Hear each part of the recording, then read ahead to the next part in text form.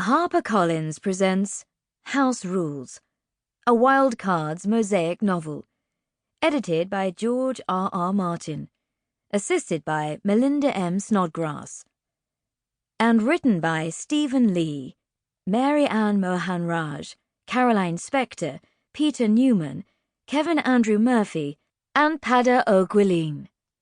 Read by Anushka Chakravarti and Nathaniel Priestley. For C. D. Doyle, treasured friend, fantasy fan. Wild cards. The virus was created on Takis, hundreds of light years from Earth. The ruling mentats of the great Takisian houses were looking for a way to enhance their formidable psionic abilities and augment them with physical powers. The retrovirus they devised showed enough promise that the Psi Lords decided to field test it on Earth, whose inhabitants were genetically identical to Takisians. Prince Tizian of House Ilkazam opposed the experiment and raced to Earth in his own living starship to stop it. The alien ships fought high above the atmosphere. The vessel carrying the virus was torn apart, the virus itself lost. Prince Tizian landed his own damaged ship at White Sands, where his talk of tachyon drives prompted the military to dub him Dr. Tachyon. On the other side of the continent, the virus fell into the hands of Dr. Todd, a crime boss and war criminal, who resolved to use it to extort wealth and power from the cities of America. He lashed 5 blimps together and set out for New York City. President Harry S. Truman reached out to Robert Tomlin, Jet Boy, the teenaged fighter ace of the Second World War, to stop him. Flying his experimental jet, the JB-1, Jet Boy reached Todd's blimps and crashed into the gondola. The young hero and his old foe met for the last time as the bomb containing the virus fell to Earth. "Die, Jet Boy, die!" Todd shouted as he shot Tomlin again and again. "I can't die yet. I haven't seen the Jolson story," Jet Boy replied as the bomb exploded. Thousands of microscopic spores rained down upon Manhattan. Thousands more were dispersed into the atmosphere and swept up by the jet stream to be spread all over the Earth. But New York City got the worst of it.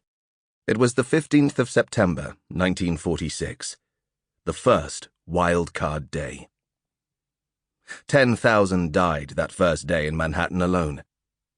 Thousands more were transformed, their DNA rewritten in terrible and unpredictable ways. Every case was unique. No 2 victims were affected in the same way. For that reason, the press dubbed xenovirus Takis A, its scientific name, the wild card. 90% of those infected died, unable to withstand the violent body changes the virus unleashed upon them. Those victims were said to have drawn the Black Queen. Of those who survived, 9 of every 10 were twisted and mutated in ways great and small. They were called jokers, or if they also gained powers, they were called knaves or joker aces. Shunned, outcast and feared, they began to gather along the Bowery, in a neighborhood that soon became known as Jokertown. Only 1 in 100 of those infected emerged with superhuman powers: telepathy, telekinesis, enhanced strength, superspeed, invulnerability, flight, and 1,000 other strange and wondrous abilities. These were the aces, the celebrities of the dawning new age. Unlike the heroes of the comic book, very few of them chose to don spandex costumes and fight crime, but they would soon begin to rewrite history all the same. These are their stories. Excerpt from A Wild Guide to the British Isles, Exploring Cornwall. Keun Island is a tidal island off the Atlantic coast of Cornwall, windswept and stony, with a long and rich history. 3 miles of mudflats and an ancient stone causeway connect the rocky island to the Cornish mainland during low tide, but when the tide comes roaring in with frightening speed, the link is submerged and Keun becomes a true island, accessible only by boat. Sample complete. Ready to continue?